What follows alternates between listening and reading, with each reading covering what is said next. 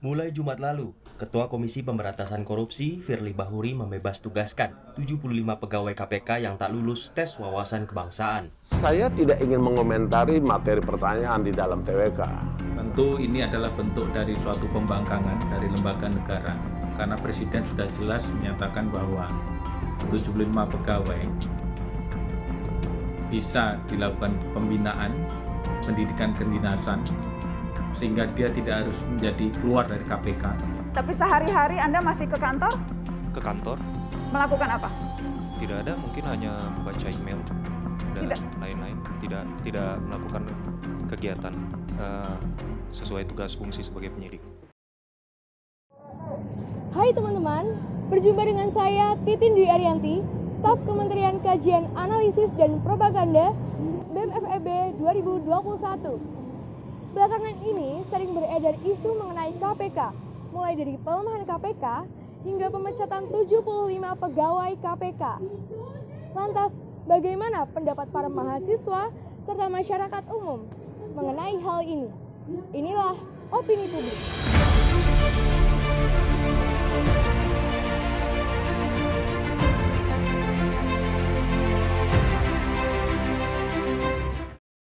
Sebelumnya dengan Mas siapa? Varian Iksan. Perkenalkan dengan saya Ramanda Firmansyah dari Vokasi UNS 2018. Menurut Mas Varian Iksan, bagaimana sih Mas Varian Iksan ini menanggapi isu KPK? Baik, sebelumnya mungkin kita harus telusuri dulu ya, sebenarnya di KPK ini ada permasalahan apa. Sebenarnya ini bukan pertama kali KPK itu berusaha untuk dilemahkan gitu. Kita harus tahu sebenarnya di internal KPK itu sudah bobrok. Lalu dengan adanya seperti RUU KPK, lalu isu soal TWK kemarin, saya merasa pemerintah ini tidak serius gitu loh untuk menguatkan KPK. Kalau memang dari awal ingin dimatikan KPK, silahkan. Tapi pertanyaannya adalah, apakah sekarang kejaksaan dan juga polisi ini sudah siap gitu untuk menjadi garda terdepan untuk menyelesaikan korupsi? Kan belum. Nah makanya saya melihat KPK di sini memiliki peran yang masih vital gitu untuk apa? Untuk bisa menyelesaikan permasalahan korupsi. Nah, saya melihat adanya mahasiswa berkumpul di sini, adanya masyarakat, elemen-elemen masyarakat berkumpul di sini, itu merupakan sebuah keniscayaan dan juga sebuah pertanda bagi negara bahwa kondisi negara itu nggak baik-baik saja gitu loh. Makanya saya merasa memang disinilah peran kita Marwah sebagai mahasiswa, sebagai masyarakat untuk bisa menjadi oposisi. Nah, oposisi di sini bukan dalam artian negatif, tapi dalam artian positif. Kenapa? Karena memang negara itu harus ada yang mengontrol, negara itu harus ada yang mengawasi apakah pemerintah di sana itu sudah bisa menyelenggarakan AUPB dengan baik gitu. Makanya saya merasa, saya menanggapi, saya bangga gitu dan juga bisa merasakan hangat di sini bahwa mahasiswa kita berkumpul di sini untuk bisa sama-sama mengingatkan negara bahwa hei negara, apa yang kau lakukan ini salah gitu dengan segala kebijakan yang dibuat. Jadi saya rasa dengan adanya kita di sini, harapannya pemerintah sadar gitu, oh apa-apa yang saya lakukan kemarin salah, dan ini adalah saat yang tepat untuk bisa memperbaiki kesalahan seperti itu. Jadi intinya harapannya adalah pemerintah sadar, KPK bisa menjadi dikuatkan, dan semoga korupsi bisa segera selesai dengan adanya aksi-aksi seperti ini. Isu KPK yang terjadi saat ini ya, yang kita bisa lihat di media sosial itu ada dua. Yang pertama terkait RUU KPK itu sendiri, dan yang kedua terkait tidak lolosnya ASN sebanyak 75 pegawai. Berbicara terkait RUU KPK itu sendiri, KPK di sini kan sudah berdiri sejak lama dan undang-undangnya itu sudah ada sejak 17 tahun yang lalu. Nah, kalau saya kan mahasiswa Fakultas Hukum, berbicara mengenai hukum itu harus progresif, yang dimana terkait substansi hukum dan mulai dari penyelidikan, penyidikan, sampai tahap-tahap pembuktian tindak pidana korupsi itu harus direvisi tiap tahunnya sebenarnya. Nah, jadi sudah sewajarnya RUU KPK itu diperbarui. Karena apa? Karena itu akan membantu para pihak penyidik untuk menangani kasus tindak pidana korupsi tersebut. Apalagi yang kita ketahui, tindak pidana korupsi itu kan adalah suatu tindak pidana yang termasuk gray area. Dan itu merupakan suatu white collar crime. White collar crime itu di mana tindakan tersebut yang telah direncanakan oleh pihak-pihak petinggi gitu. Jadi itu alasannya mengapa RUU KPK itu harus direvisi.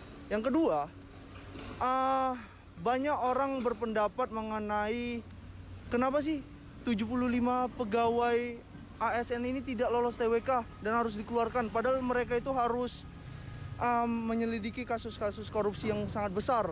Seperti yang kita ketahui sekarang ini ada kasus korupsi mantan dua menteri tersebut gitu. Nah, kenapa sih pertanyaannya harus dikeluarkan mereka? Apakah ada unsur politik dalam hal ini? Menurut saya, sebagai pandangan orang hukum, ini di luar pembicaraan terkait politik ya. Ada aturan-aturan birokrasi yang harus kita terapkan untuk memenuhi unsur yang harus dipenuhi oleh KPK. Salah satunya adalah tes TWK tersebut. Tes itu adalah tes dasar. Jadi kalau misalnya tes dasar saja tidak lolos, bagaimana untuk melakukan penyelidikan terus atau pembuktian dalam KPK itu bagaimana gitu orang-orang yang membuktikan hal tersebut gitu. Itu kan sangat susah kalau misalnya dasarnya tidak ada.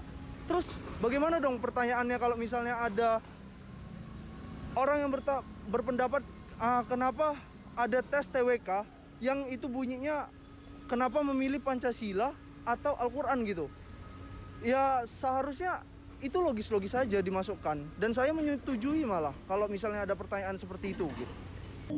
Menurut pendapat saya, di saat pandemi COVID-19 seperti ini dan di saat banyak kasus-kasus yang perlu ditangani, KPK yang lembaganya harusnya independen namun saat ini sedang dikorupsi atau bisa dibilang dihentikan.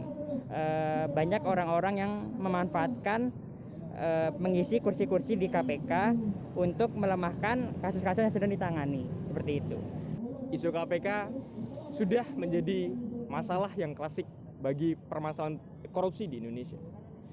KPK adalah lembaga yang dibentuk dengan itikat baik untuk pemberantasan korupsi, sebuah produk dari reformasi, dan tujuannya adalah untuk menghentikan atau setidaknya mengurangi tindakan-tindakan korupsi yang terjadi di Indonesia pada sejak zaman dahulu. Karena korupsi sudah menjadi budaya Indonesia, budaya feodal dari zaman kerajaan, zaman Orde Lama, dan hingga zaman sekarang. Jadi polemik KPK adalah salah satu cara bagi para oligarki untuk membredeli atau menggerogoti KPK agar KPK tidak bisa memberantas mereka, tidak bisa memberantas para oknum-oknum yang sangat merugikan negara, yang sangat membunuh masyarakat banyak. Karena korupsi dampaknya sangat meluas dan sangat fatal terhadap banyak hal. Gimana menurut Mas mengenai peran mahasiswa serta elemen masyarakat dalam menanggapi isu ini? Baik, untuk peran mahasiswa dan juga elemen masyarakat, sedari awal kita ini memang marwahnya adalah sebagai pengawas gitu dan juga oposisi dari teman-teman pemerintah di sana. Nah, oposisi di sini dalam artian bagaimana kita bisa memastikan pemerintah ini bekerja right on track. Dalam artian mereka bekerja sesuai dengan asas-asas umum pemerintahan yang baik. Nah, makanya ini bukanlah merupakan suatu hal yang anarkis, ini bukanlah merupakan suatu hal yang bikin kacau aja, enggak. Ini adalah tugas kita gitu sebagai pengawas pemerintah, sebagai oposisi dari pemerintah gitu untuk terus memastikan mereka bekerja dengan baik. Jadi saya rasa kalau masih ada stigma-stigma kayak ngapain sih demo, ngapain sih aksi-aksi kayak gini, ini marwah kita gitu untuk menjaga gitu. Kalau tidak ada permasalahan kita tidak mungkin sampai tahun ke sini. Jadi itulah seperti itu peran kita menjadi oposisi bagi keberjalanannya pemerintah seperti itu. Sebenarnya masyarakat kalau misalnya ingin ada suatu isu panas mengenai hukum, kan isu ini timbul karena ada unsur politik, siapa yang mendorong isu ini. Nah, di satu sisi hukum ini bekerja sebagai legislasi atas dasar-dasar terkait isu ini gitu.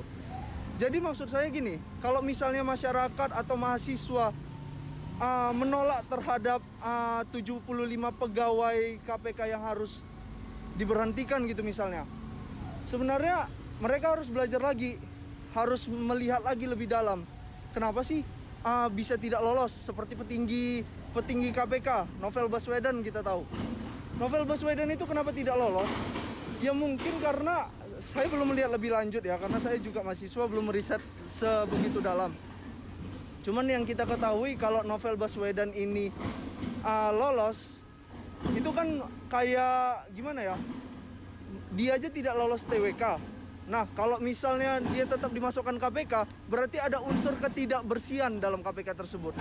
Ya kan? Gitu. Jadi masyarakat dalam menanggapi suatu isu itu harus benar-benar rasional. Rasional dalam arti tidak memihak kepada suatu kubu gitu. Dia harus mempelajari suatu dasar-dasar lembaga dan birokrasi suatu lembaga tersebut supaya istilahnya suara dari masyarakat itu didengar oleh pihak gitu. Sebagai elemen masyarakat, khususnya kita sebagai mahasiswa, harus terus mendukung KPK dalam gerakan pemberantasan korupsi, seperti gerakan-gerakan aksi ataupun menggebrak pemerintah dalam halnya menguatkan KPK dan membubarkan kekuatan KPK sekarang agar membentuk kabinet yang terbaru seperti itu. Peran mahasiswa dan peran pemuda sudah kita ketahui dalam sejarah adalah hal yang vital di dalam segala perubahan di dalam peradaban negara dan dunia. Jadi peran pemuda sangat penting di dalam tongkat estafet peradaban. Pemuda sebagai pemimpin dalam peradaban yang baru, pemuda sebagai pionir di dalam segala perubahan-perubahan yang ada. Dan dalam momen ini, upaya pelemahan KPK adalah sebuah momen di mana para oligarki, para orang yang memiliki kekuasaan ingin melemahkan KPK dan ingin melebarkan sayapnya di dalam tindakan untuk mengaruk kekayaan di negara kita. Jadi hal ini sangat penting kita sebagai orang yang bisa ikut andil di dalam kasus pelemahan KPK ini dan dari elemen masyarakat pula, karena permasalahan korupsi ini sangat komprehensif dampaknya terhadap seluruh kehidupan masyarakat dan kita lihat faktanya masyarakat kita kurang aware akan hal tersebut, masyarakat kita kurang ikut andil dalam hal tersebut. Kita sebagai mahasiswa, sebagai pemuda, harapannya bisa meningkatkan kepedulian kita terhadap keberlangsungan negara kita, keberlangsungan peradaban manusia di negara kita. Sebelumnya saya akan membawa diskusi awal ini adalah bahwa kenapa sih masyarakat mengatakan ini sebuah isu dalam artian pelemahan KPK ya. Sebenarnya kita bisa mencoba untuk melihat dari berbagai sisi ya. Jadi ketika kemarin mungkin ada proses tes wawasan kebangsaan ya pada beberapa, boleh katakan pegawai-pegawai KPK yang itu dianggap justru malah dulunya produktif, tapi kemudian setelah ada tes tersebut kemudian beberapa nama tersaring untuk tidak dianggap tidak layak dari tes wawasan kebangsaan tersebut. Nah, ini dianggap melemahkan KPK. Tapi sebenarnya saya kok tidak menganggap ini pelemahan KPK ya. Jadi saya justru malah melihat di sini memang dulu di KPK sendiri ya itu, dan juga di beberapa BUMN ya, memang ada beberapa faksi-faksi atau kelompok-kelompok ini saya tidak menggeser isu ya. Ada beberapa kelompok-kelompok yang memang mohon maaf itu berbagai afiliasi yang boleh dikatakan kalau kita hadapkan pada sisi isu kebangsaan ya, kita nggak bicara pelemahan dulu, itu dianggap justru malah membuat suasana menjadi keruh atau pro kontra. Nah, di sini saya melihat ketika ada pola tes seperti ini, kemudian yang terjaring justru mungkin ada nama Novel Baswedan, ada beberapa orang, kok saya bukan menganggap ini pelemahan ya. Regenerasi masih banyak kok di KPK masih ya. Dan nyatanya proses penangkapan OTT masih terus berjalan tanpa adanya mereka ini gitu. Jadi menurut saya tidak perlu dikhawatirkan gitu. Justru yang menurut saya usaha dari Pak Firly di sini ada berusaha untuk merestrukturisasi organisasi KPK itu sendiri. Saya bicara di sini bukan pro mana ya, tapi kita mencoba mendudukkan agar jangan orang terus ini pasti dianggap pelemahan KPK dan sebagainya. Enggak, menurut saya tetap berjalan. Dan perlu dicatat dari dulu KPK belum bisa menyentuh kasus-kasus yang ring 1. Mohon maaf, misalnya kasus Bank Senturi itu melibatkan Pak Presiden SBY pada saat itu, pada beliau menjadi presiden tidak tersentuh. Padahal sebenarnya ada kaitannya di situ. Ini yang menjadi salah satu contoh kenapa menurut saya ya tetap berjalan aja, tidak ada Saya bicara di sini dalam artian saya nggak menganggap ini pelemahan gitu. Malah justru apa yang dilakukan Pak Firly dengan adanya tes wawasan kebangsaan kemarin dan ada penyaringan justru di sini penyegaran KPK diperlukan orang-orangnya.